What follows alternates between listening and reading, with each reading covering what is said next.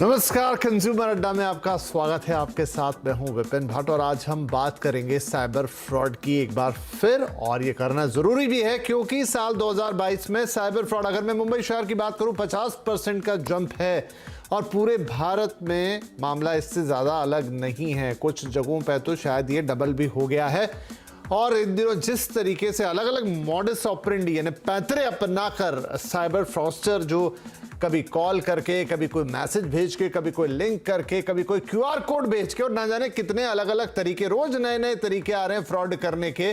और ये सारे ऑनलाइन फ्रॉड्स हैं जिसमें लोग फंस जाते हैं, जानकारी के बावजूद फंस जाते हैं, अलर्ट होने के बावजूद फंस जाते हैं। तो आखिर ऐसा क्या है कि हर बार ये क्रिमिनल अपने मामले में, अपने उद्देश्य में सक्सेस हो जाते हैं और हम जैसे लोग या तमाम लोग जो हम मानते हैं कि वेल क्वालिफाइड हैं, बैंकिंग सिस्टम को समझते हैं, ऑनलाइन बैंकिंग को समझते हैं, वो भी फ्रॉड का शिकार बनते हैं। आखिर ऐसा क्या कर लेते हैं ये लोग? तो अब थोड़ा सा होशियार बनना है, थोड़ा सा अलग शायद आपको भी चलना है, थोड़ा ध्यान रखना है, तो ही आप इन चीज़ों से बच सकते हैं। तो एक बार फिर ये विषय उठाना जरूरी, क्योंकि लगातार बताना, अवेयरनेस को एक्टिव रखना या अवेयरनेस फैलाना, शायद यही इसका सबसे बड़ा हथियार हो सकता है बचाव का। तो आज फिर से वही करेंगे। देखिए क्या नए पैतरे आए हैं। हमारे साथ कार्यक्रम में जुड़ रहे हैं साइबर के cyber expert Prashant Sharma, secure your hacks के सनी नेहरा और टीएमटी लॉ प्रैक्टिसेस के मैनेजिंग पार्टनर अभिषेक मेहरोत्रा। तो हम आपसे शुरू करते हैं। प्रशांत, ये बताइए कि अब तो अवेयरनेस के लेवल काफ़ी ज़्यादा हैं, काफ़ी प्रोग्राम्स हुए हैं, जैसा हम ये प्रोग्राम या शो कर रहे हैं, रोज खबरें छपती हैं, रोज टिप्स छपते हैं, रोज अवेयरनेस के कई बातें होती हैं, लेकिन ये फ्रॉड का जो ग्राफ है वो लगातार बढ़ रहा है डिक्लाइन होने की वजह से। क्या कारण है? धन्यवाद। पहले तो मेरे को इस शो पे बुलाने के लिए, और आपको सबको नववर्ष की शुभकामनाएं। देखिए, अगर हम साइबर सिक्योरिटी की बात करते हैं तो वो आगे और बढ़ता जाएगा, हम चाहे जितनी मर्जी अवेयरनेस देते रहें, क्योंकि इस इंटरनेट से जुड़ने वाले लोगों की संख्या दिन पर दिन बढ़ती जा रही है। उसी तरीके से जो साइबर फ्रॉड क्रिमिनल्स हैं, उनकी भी तादाद और ज्यादा बढ़ती जा रही है और वो नए नए तरीके अपनाते जा रहे हैं इस तरह के क्राइम्स करने के लिए। अगर हम आज की डेट में अगर ये बात देखते हैं और अगर हम ये देखते हैं कि पिछले किस तरह के फ्रॉड हुए हैं, सो चाहे वो डेटा ब्रीच हो, चाहे वो किसी भी तरीके के क्रेडेंशियल लीक हो, या वो किसी भी ऑर्गेनाइजेशन का डेटा डार्क वेब या डीप वेब पे मिलना हो, ये आगे भी रहेगा और आगे ये और ज्यादा बढ़ने की तादाद रहेगी। क्योंकि जिस तरह से हम रोजमर्रा की जिंदगी में आईओटी डिवाइसेस से और 5G को अपने जीवन में अपनाते जा रहे हैं, हम और ज्यादा इंटरनेट के करीब जाते जा रहे हैं। और हमें ये ध्यान रखना पड़ेगा कि थ्रेट एक्टर जो ये साइबर क्राइम कर रहा है वो हमारे घर के अंदर घुसता जा रहा है। चाहे वो हमारी कार हो, क्योंकि हमारी कार भी आज की डेट में इंटरनेट से कनेक्टेड है, हमारा डीवीआर हो जिसके अंदर हम अपने सीसीटीवी कैमरा की रिकॉर्डिंग करते हैं, चाहे वो हमारा रेफ्रिजरेटर हो या हमारा गीजर हो, ये सब चीजें इंटरनेट से जुड़ती जा रही हैं, जहां पर थ्रेट एक्टर को वल्नरेबिलिटीज मिलती हैं और वो हमारे ऑर्गेनाइजेशन छोड़िए हमारे घर तक घुसता चला जा रहा है। एआई और एमएल को हम आज की डेट में अपनी जीवन में उतारते जा रहे हैं बहुत सारी एप्लीकेशंस के थ्रू। लेकिन अगर हम एआई और एमएल की जर्नी देखें तो हम अभी बहुत ही प्री मैच्योर स्टेज में पड़े हुए हैं और इनके अंदर बहुत सारी वल्नरेबिलिटीज हैं जिनका फायदा थ्रेट एक्टर उठाता है और वो और ज्यादा एआई बेस्ड साइबर अटैक्स करता है। सो इस तरह से ये अटैक्स और ज्यादा बढ़ते जाएंगे। आज की डेट में हमने एक चीज और देखी है कि डीप फेस को यूज करते हुए बहुत सारे वीडियोस और कंटेंट ऐसे बनाए जा रहे हैं जिसमें मास प्रोपेगेंडा फैलाया चला जाता है। अभी आपने थोड़े दिन पहले सुना होगा, क्रिप्टो करेंसी के लिए इलॉन मस्क साहब का एक वीडियो रिलीज हुआ था जिसके अंदर उन्होंने डीप फेस का इस्तेमाल किया था, which created a huge impact on the citizens also. अब सब सोचिए कि इलेक्शन कैंपेन हिंदुस्तान में स्टार्ट होने वाला है जहां पर हम डीप फेस को यूज करके, तो हम ये डीप फेस आपसे समझते हैं। देखिए, बहुत सारे दर्शक नहीं जानते कि डीप फेस और जितना भी डीप इंटरनेट है ये क्या है, उस पर मैं आता हूं। लेकिन जो आप कह रहे हैं कि ये तो और बढ़ता जाना है, सनी ये बताइए कि अगर ये बढ़ता जाना है तो फिर इसको रोकने का उपाय कहाँ होगा? ऐसे ये अगर हम इसको ऐसे समझें कि पहले नॉर्मल चोरियां होती थी, कोई आपका पॉकेट मार लेता था, कोई आपके चेन खींच लेता था, कोई आपके घर में ही घुस के चोरी कर लेता था, लगभग वो मामला अब इंटरनेट पर है, लेकिन उसके लिए पुलिस होती है, प्रोटेक्शन होता है, एक खौफ होता है। क्या उस तरह का सिस्टम यहाँ प्रिवेल नहीं कर रहा। छोटा मोटा तो है, लेकिन अपराधी ज्यादा बड़े हो गए और सिस्टम हमने बनाया ही नहीं है। जी, बिल्कुल, आप बिल्कुल सही क्वेश्चन पूछा आपने। सबसे पहले तो बहुत-बहुत धन्यवाद यहाँ पे मुझे इनवाइट करने के लिए। तो देखिए हमने जो आज की डेट में हर जगह आपको लगभग-लगभग साइबर पुलिस स्टेशन मिल जाएगा। जो ज़्यादा बैकवर्ड एरियाज़ हैं, उनकी बात अलग है। वहाँ पे तो पब्लिक के लिए आप बहुत ही बड़ी प्रॉब्लम है कि साइबर पुलिस स्टेशन भी नहीं है। दूसरी चीज़ जो सबसे मेन चीज़ है, वो साइबर अवेयरनेस है, वो साइबर सेफ्टी टिप्स है। हमें लोगों को सिखाते रहना पड़ेगा, जो नए-नए मेथड्स आ रहे हैं डेली, उन नए-नए मेथड्स को टैकल कैसे करना है। अभी मैंने एक रिसेंटली जैसे जो एक स्कैम ज़्यादा चल रहा है, जैसे आपने सिम का स्कैम देखा होगा। बेसिकली जब आप सिम लेने जाते हैं एक नया, तो कुछ शॉपकीपर्स क्या करते हैं, वो आपसे ना 2 बार फिंगरप्रिंट माँगते हैं। मतलब आप एक बार फिंगरप्रिंट यूज़ करेंगे अपना बायोमेट्रिक, वो कहेंगे कि आपका फिंगरप्रिंट नहीं चला। वो फिर से आपसे दोबारा से फिंगरप्रिंट लेंगे। तो वो क्या करेंगे, एक की बजाय 2 सिम इश्यू कर देंगे आपकी आइडेंटिटी पे और आपको 1 सिम दे देंगे। दूसरे सिम का आपको पता ही नहीं है, जिसे डार्कनेट पे या फोरम्स वगैरह पे सेल कर दिया जाएगा। तो बेसिकली अब अगर लोग इस चीज़ के बारे में अवेयर हों कि अगर आपका फिंगरप्रिंट 2 बार यूज़ हुआ है, तो कम से कम आपको उसकी कंप्लेंट करनी चाहिए या आपको उस चीज़ पे सावधानी बरतनी चाहिए कि वो जो शॉपकीपर है, वो क्या कर रहा है, जो आपको सिम ऑपरेटर जो आपको सिम दे रहा है। तो that awareness helps a lot. तो आप कहीं भी जाते हैं, चाहे एटीएम स्कीमिंग की अवेयरनेस है, अगर आप एटीएम अपना यूज़ करना चाहते हैं, तो वो जो स्लॉट लगा होता है, जहाँ पे आप एटीएम डालते हैं, वहाँ पे आप थोड़ा हल्का-सा उसे पुल करके देख लें कि वो पुल हो रहा है कि नहीं, क्योंकि ज़्यादातर एटीएम स्कीमर्स पुल हो जाते हैं। चाहे वेबसाइट्स की हो, चाहे आप ऑनलाइन बात करें, तो जो वेबसाइट्स हैं, आपको फेक वेबसाइट्स का ध्यान रखना होता है। आपको ऑफिशियल वेबसाइट्स गूगल पे सर्च करके देख लें। जैसे अगर कोई गवर्नमेंट वेबसाइट है, तो .go.in वेबसाइट होगी, आपको इन बातों का ध्यान रखना है। तो मतलब कि सबसे बड़ी चीज़ है साइबर अवेयरनेस। अगर हम साइबर अवेयरनेस फैलाएँ, क्योंकि मेथड्स नए-नए मार्केट में आते जाएँगे, नए-नए चीज़ें होती रहती हैं साइबर स्पेस में, नए-नए मेथड्स आते रहते हैं। तो जितना हम अवेयरनेस देंगे, जितना साइबर सेफ्टी फैलाएँगे, उतना ही बेटर। और फिर भी अगर आपके पास साइबर क्राइम हो जाता है, तो आपको जाकर cybercrime.go.in पर कंप्लेंट करनी चाहिए। आपने नियरेस्ट पुलिस स्टेशन में जाके या नियरेस्ट साइबर पुलिस स्टेशन में जाके, अगर वहाँ पे मौजूद है, तो वहाँ पे कंप्लेंट करनी चाहिए। जो लोगों में जो सबसे बड़ी प्रॉब्लम है कि वो कंप्लेंट नहीं करते हैं। आप देखेंगे बहुत सारे ऑनलाइन हैरेसमेंट के केसेस आते हैं, जैसे जो सेक्सटॉर्शन है, ये इतना ज़्यादा फैल गया। आप देखते हैं वीडियो कॉल आती है व्हाट्सएप पे, एकदम से लोग उसका शिकार हो जाते हैं। तो मेन प्रॉब्लम वहाँ पे क्या आती है कि लोग कंप्लेंट ही नहीं करते हैं। तो बेसिकली दोनों चीज़ें इक्वली ज़रूरी हैं। एक साइड से एक आपको अवेयरनेस फैलाते रहना पड़ता है, और एक साइड से अगर कुछ हो भी गया, तो आपको एक्टिवली उसमें पार्टिसिपेट करना पड़ता है, कंप्लेंट करनी पड़ती है। पुलिस आपकी हेल्प करती है, लगभग-लगभग। जी जी, तो मतलब कुछ चलिए केसेस में ये ऐसा बात नहीं सही कर है पाते। आपकी कि एक तो अवेयर, देखिए और कोई रास्ता दिखता भी नहीं है। एक तो लगातार आपको अवेयर रहना है। मोटे मोटे तौर तरीके तो हर कोई जानता है, पासवर्ड ऐसा रखिए, कई बार ये हम बता चुके हैं। कोई अगर आपका एक एंटीवायरस है तो वो भी फ़ोन में डालिए, ये तमाम चीज़ें हैं। लेकिन तब दिक्कत होती है जब कोई ये फ़ोन आता है, या तो डर दिखाता है या लालच दिखाता है, आपको शायद बातों बातों में अंदाज़ा नहीं रहता और आप बहुत सारी डिटेल्स शेयर कर देते हैं। इस पे और चर्चा बढ़ाएंगे, लेकिन मैं अभिषेक जी के पास जाऊंगा। अभिषेक जी, बात हो रही है कि साइबर सेल में शिकायत कीजिए, साइबर पुलिस में शिकायत कीजिए। क्या हमारे साइबर सेल या साइबर पुलिस अभी उस लेवल पर हैं, उस तरीके से इक्विप्ड हैं जितना कि अपराधी हो गए हैं, या एक छोटी मोटी ट्रेनिंग देने से रेगुलर जो आपकी पुलिस फोर्स है वो साइबर फोर्स में कन्वर्ट हो जाएगी? हम कहाँ खड़े हैं उस पर? कहने के लिए तो एक ऑफिस है, एक कमरा दिया हुआ है, लेकिन क्या वो उतना इक्विप्ड है, क्या उतने तैयार है वहाँ के लोग कि वो इन क्रिमिनल से निपट पाए? नमस्कार जी, एक तो नया साल सबको बहुत बहुत मुबारक हो, दर्शकों को भी और आपको भी। आपके प्रश्न का जो उत्तर है, इसको सही मायने में मैं तो कहूँगा कि जो बड़े शहर हैं, जैसे दिल्ली हुआ, बॉम्बे हुआ, बेंगलोर हुआ, चेन्नई हुआ, हैदराबाद हुआ, इन शहरों में जो, क्योंकि पहले क्राइम्स ज़्यादा हुए इन शहरों में, और इन शहरों में जो पुलिस की फोर्स है वो भी ज़्यादा तादाद में है, तो इन शहरों में ऐसे डिविजन्स बनाना पुलिस फोर्स में ज़्यादा आसान रहा है, और इसलिए वो डिविजन्स बनते रहे हैं और उनको वो ट्रेनिंग मिलती रही है। जैसे अभी सनी जी मेरे से पहले कह रहे थे कि फिर भी आपको हर एक स्टेट में तो खैर of course cyber cell unit होता है, पर उस साइबर सेल यूनिट की पहुंच कितनी दूर तक है, अंदरूनी इलाकों तक है कि नहीं, कैटेगरी सी डी ई शहरों में या फिर गांव में है कि नहीं, वो आजकल मतलब कहना मुश्किल होगा कि लास्ट माइल जो कहते हैं कनेक्टिविटी, इंटरनेट की तो होनी शुरू हो गई है, but last mile connectivity execution या फिर ये पुलिस मशीनरी की अभी तक नहीं हुई है। और आजकल होने क्या लगा है कि ज़्यादातर जो साइबर क्रिमिनल्स हैं वो ये भी समझ गए हैं कि अवेयरनेस बड़े शहरों में और शहरों में ओवरऑल ज़्यादा है, गांव में और छोटे शहरों में कम है।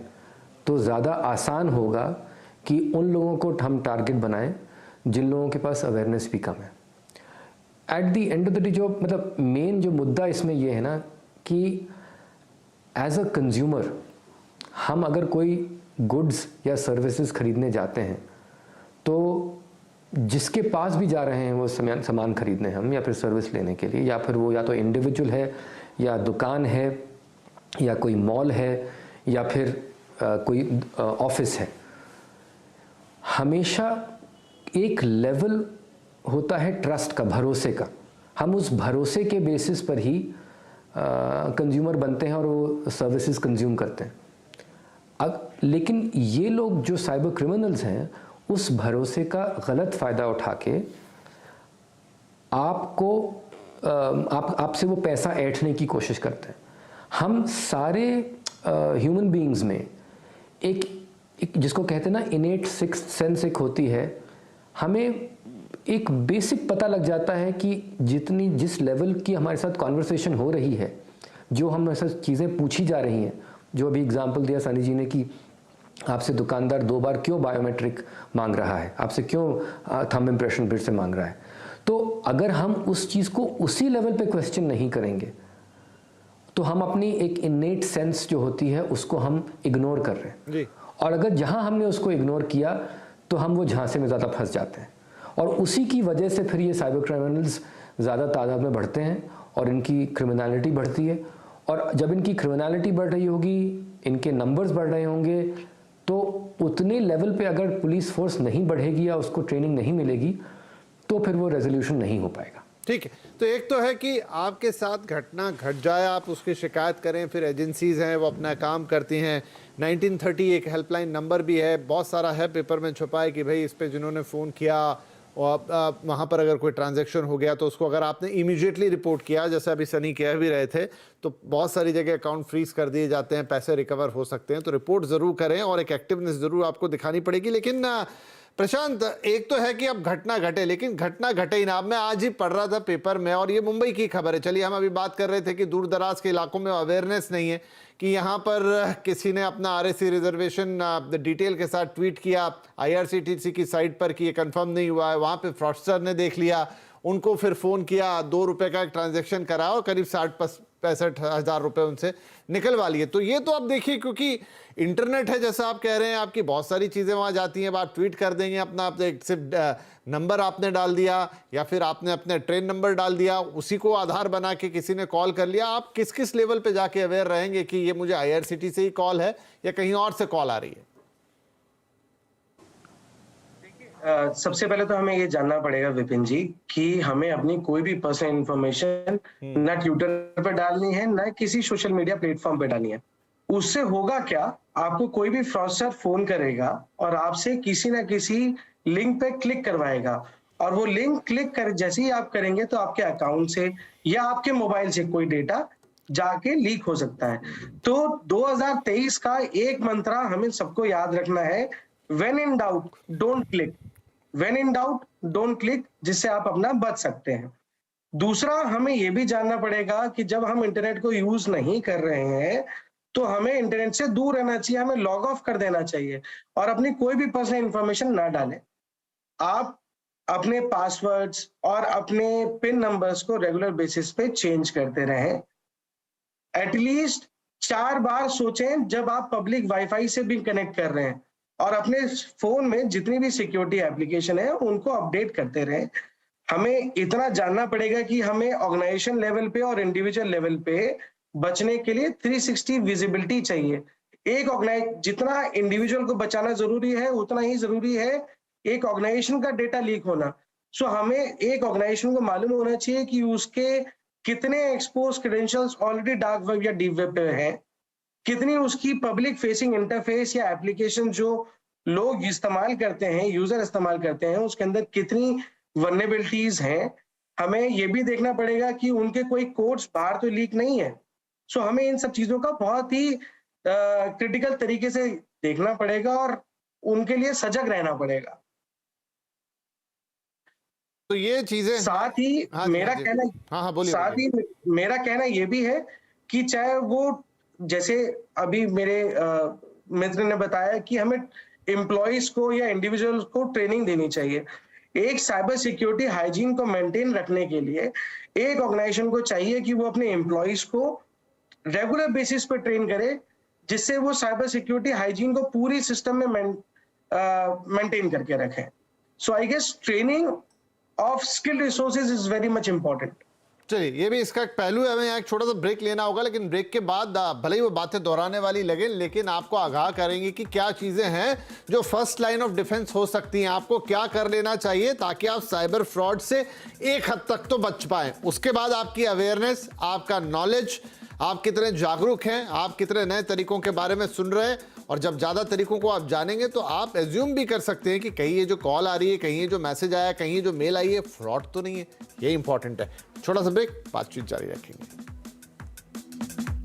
Welcome back. आप देख रहे हैं कंज्यूमर अड्डा, जहां पर हम कह रहे हैं कि साइबर फ्रॉड लगातार बढ़ रहे हैं। पिछले साल भी इसमें 50% का इजाफा हुआ है, और 2023 में और नए हथकंडे और नए पैतरे लेकर ये साइबर क्रिमिनल्स आप पर अटैक कर सकते हैं, आपके पैसे निकाल सकते हैं, आपकी कोई ज़रूरी इंफॉर्मेशन चुरा सकते हैं, और ना जाने क्या क्या कर सकते हैं। अब आप कैसे इससे बचेंगे? तो ब्रेक से पहले हमने थोड़ा फोकस किया कि क्या कुछ हो रहा है। अब जरा थोड़े से टिप्स भी आपको दिए जाएं। तो सनी, आप देखिए, बहुत सारे टिप्स हमारे दर्शक जानते हैं, लेकिन फिर भी क्या उसमें major first line of defence के लिए आपको क्या करना है? आपके पास एक फ़ोन होता है जहां पर बहुत सारी चीज़ें हैं, आपका लैपटॉप है, कंप्यूटर है, चलिए IoT वाली चीज़ें भी हैं, लेकिन अभी शायद बहुत सारे लोग उनका उतना इस्तेमाल नहीं कर रहे, लेकिन शायद फ़ोन सबके लिए सबसे वर्नरेबल पॉइंट है। तो देखिए, जैसे सबसे पहले जैसे अभी प्रशांत जी ने भी बात की थी, वो थी कि लिंक्स पर क्लिक नहीं करना है। देखिए जनरली अगर आप कभी भी लिंक पे क्लिक करेंगे तो ऐसा नहीं है कि एकदम से आपका फोन हैक हो जाएगा। उसके लिए तो बहुत ही सोफिस्टिकेटेड एक्सप्लॉइट चेन्स होते हैं जो बहुत महंगे होते हैं, जो जनरली स्कैमर्स यूज नहीं करते हैं, जो बड़ी स्पाईवेयर कंपनी करती हैं। तो आप जनरली जब भी आप क्लिक पे ओपन करेंगे, उसके बाद वो कुछ ना कुछ या तो कोई ऐप डाउनलोड करने के लिए परमिशन मांगेगा, या वो कोई वेबसाइट होगी जो आपको मतलब कि एक ओरिजिनल वेबसाइट जैसी दिखती होगी, लेकिन आप यूआरएल से कहीं ना कहीं डिटेक्ट कर पाएंगे कि एक फेक वेबसाइट है। तो आपको ऐसी चीजों पे वो नहीं करना है। और उससे भी बेटर, जैसा प्रशांत जी ने कहा, कि अगर सस्पिशियस लिंक है, अननोन लिंक है, तो अवॉइड ही कर दीजिए। और देखिए, अब हम कह देते हैं कि लिंक पे क्लिक ना करो, ये ना करो, वो ना करो, लेकिन प्रैक्टिकल वर्ल्ड में हम ये गलती करते ही करते हैं। तो इसके लिए जैसे इन्होंने अभी ट्रेनिंग की बात की थी, तो ट्रेनिंग में जैसे फिशिंग साइमुलेशन की एक ट्रेनिंग होती है। तो बेसिकली हम पहले लोगों को सिखाते हैं कि ये फिशिंग है, ये फेक वेबसाइट्स ऐसी दिखती है। उसके बाद उनका एक साइमुलेशन टेस्ट होता है। उसमें जैसे हम एक ऑर्गेनाइजेशन के साथ मान लीजिए टाई अप करके उनको ना सीक्रेटली एक मेल भेजते हैं या एक लिंक्स भेजते हैं जो ओरिजिनल जैसी दिखती है, और चेक करते हैं कि कितने लोगों ने उसको ओपन किया। तो बेसिकली उसका जो पूरा आउटपुट आता है वो जो कंपनी हेड है, ऑर्गेनाइजेशन हेड है, उसको दिया जाता है। तो बेसिकली साइबर सिक्योरिटी में सबसे बड़ी चीज ये है कि अगर आप कुछ सिखा रहे हो तो उसको साइमुलेट जरूर करो, टेस्ट जरूर करो अपने एम्प्लॉइज को, अपने वर्कर्स को, अपने स्टूडेंट्स को, जो भी हैं। तो वो टेस्टिंग बड़ी चीज है, वो बहुत जरूरी है। सेकंड चीज की, देखिए अगर हम फोन यूज कर रहे हैं तो हमें फोन में तो खैर इतने ज्यादा सक्सेसफुल एंटीवायरस है नहीं, टू बी रियल। मतलब कि बहुत सारा मैं देखता हूँ प्रमोशन होता है, लेकिन उतना सक्सेसफुल नहीं रहा है। क्योंकि अगर आपका मेन चीज, अगर आप जैसे एंड्रॉइड यूज कर रहे हैं तो आपका गूगल प्ले प्रोटेक्ट ऑन होना चाहिए।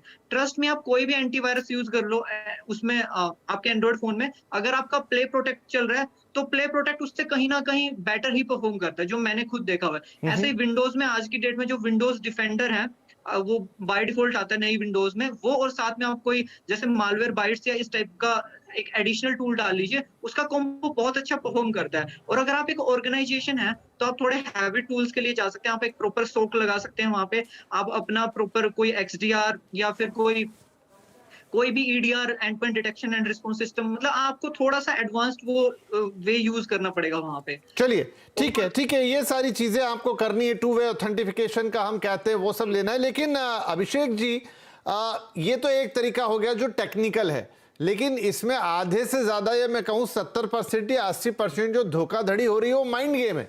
कोई आपको कॉल कर रहा है, कोई आपको मैसेज कर रहा है, फिर वो आपसे किसी न किसी तरीके से कोई ऐसी चीज मांग लेता है जो आपको नहीं देनी चाहिए, और यहीं पर कई समझदार और अच्छे लोग भी फंस जाते हैं। तो क्या ये 24 घंटे जागरूक रहना, हर फोन को जिसको आप नहीं जानते हो कि मैं यहां से बोल रहा हूं, मैं बैंक से बोल रहा हूं, मैं IRCTC से बोल रहा हूं, मैं रेलवे से बोल रहा हूं, ऐसे हर कॉल को सस्पिशन की नजर से पहले देखना, भले ही वो सही भी आए, और कोई इंफॉर्मेशन ना शेयर करना, यही एक की हो सकती है। जो मैं अभी पहले प्रश्न के उत्तर में जवाब दे रहा था कि वो लोग खेलते हैं हमारे भरोसे से। आप ना, जब भी मैं किसी को ये साइबर सिक्योरिटी या साइबर क्राइम्स या ऑनलाइन फ्रॉड्स या ऑनलाइन एक्टिविटी के बारे में एक्सप्लेन करता हूँ, चाहे वो स्टूडेंट्स हों, चाहे मेरे जूनियर कॉलीग्स हों ऑफिस में, चाहे क्लाइंट्स हों, मैं उनको हमेशा एक एग्जांपल देता हूँ जो कि नॉन डिजिटल एनवायरनमेंट से रिलेटेड है। क्योंकि हम लोग जब, ऑफ कोर्स अभी की जनरेशन ने पैदा होते ही इमीडिएटली डिजिटल वर्जन देख लिया है, बट बहुत लोग ऐसे हैं जो कि एक्चुअली जो मतलब कंज्यूमर्स इससे ज़्यादा इफ़ेक्टेड हैं, वो 30, 40, 50 साल की उम्र के लोग हैं, जिन्होंने, जो पले बड़े हैं उस समय पर जिस समय पर डिजिटल टेक्नोलॉजी इतनी प्रेवलेंट नहीं थी, तो उनको वो तरीका जो है वो समझाने का ज़्यादा आसान लगता है। मेरा एग्जांपल ये है, आपसे कोई अगर आपके बैंक अकाउंट के बारे में क्वेश्चन पूछेगा, आप ये भूल जाइए कि आप फ़ोन पे बात कर रहे हैं। आपसे कोई आके, जिसको आप बिल्कुल नहीं जानते हैं, आपसे आके वो आपके बैंक अकाउंट के बारे में बात करता है, आपके बैंक अकाउंट का नंबर पूछता है, आपकी डेट ऑफ बर्थ पूछता है, आपके और पर्सनल डिटेल पूछता है, आप कभी उसको ऐसा डिस्क्लोज़ करेंगे क्या? आप तो अपने दोस्त को भी नहीं डिस्क्लोज़ करेंगे। जिसको आप बिल्कुल नहीं जानते हैं उसको आप ऐसा क्यों करेंगे? और वहाँ तो आपको इंसान एटलीस्ट दिख रहा है जो आपसे क्वेश्चन पूछ रहा है। यहाँ वो फेसलेस है, एक मोबाइल की स्क्रीन पे आपको दिख रहा है जिस पे एक मैसेज आ रहा है, या फिर आपको एक आवाज़ सुनाई दे रही है जो आपको पता नहीं है रिकॉर्डेड होगी या फिर कोई अलग से कर रहा है। तो हमें अपनी एक बेसिक सेंस जो है, हम लोग जैसे दूसरे इंसानों के साथ बिहेव करते हैं या उनको कुछ इन्फॉर्मेशन देते हैं या रोकते हैं, हमें एग्जैक्टली वही चीज़ फॉलो करनी है डिजिटल प्रेजेंस में भी। तो 24 घंटे सचेत रहना मेरे हिसाब से इतना ज़रूरी नहीं है। नो, बट आपने बोला, यस, इट्स द की, आपने एग्जांपल बहुत अच्छा दिया जी अभिषेक जी। क्योंकि समय मेरे पास अब ऑलमोस्ट खत्म हो गया, लेकिन आपने जो एग्जांपल दिया यही की है, यही कुंजी है। मैं कहूँगा कि आप को ऐसा नहीं है कि आप अलर्ट रहें, हर फोन पर शक करें। ठीक है, एक तरीका है वो तो कहने और सोचने का, लेकिन एक जनरल सेंस जो प्रिवेल करता है। अब कई बार लोग इसमें आ जाते हैं कि अच्छा बैंक का ही आदमी होगा, बता दूं, थोड़ा लालच दे देता है, थोड़ा डर दिखा देता है, आपका खाता ब्लॉक हो जाएगा, आपका ये हो जाएगा, आपके पैसे डूब जाएंगे। लेकिन जहां भी कोई डर दिखाए मेरे हिसाब से, या बेवजह का लालच दे, पहले तो शक की सुई वहीं जानी चाहिए। और आप सिर्फ उतनी ही चीजें बताइए, नाम बता दिया तो बहुत है, और इसके आगे आप जब तक पुख्ता नहीं है, भले ही वो बैंक से ही कॉल क्यों ना आया हुआ हो, अगर आपको पूरा भरोसा नहीं है तो मत बताइए। बैंक की ब्रांच में भी जाके वो काम करा सकते हैं, इसके बनिस्बत कि आपके लाखों रुपए निकल जाएं और फिर आप ब्रांच के चक्कर काटें। तो बातें काफी अच्छी हुई आज, थोड़ा समय हमेशा ऐसी बातों में कम पड़ता है, इसलिए माफी चाहूंगा अगर हमारे सभी गेस्ट अपनी पूरी बात ना रख पाए। लेकिन फिर भी आप लोगों ने जितनी चीजें की हैं ये बड़ी इंपॉर्टेंट, और ये अवेयरनेस रोज रोज जब अब हम बोलते हैं, बताते हैं, तो शायद ये बैठती है हमारे दर्शकों के मन में भी, और वो जब कोई ऐसा कॉल, ऐसा मैसेज, ऐसा लिंक आएगा तो आई थिंक एक्टिव रहेंगे। बहुत शुक्रिया आप सभी का इस कार्यक्रम में शामिल होने के लिए और अपनी बातें रखने के लिए। स्टे सेफ, स्टे अलर्ट, नमस्कार।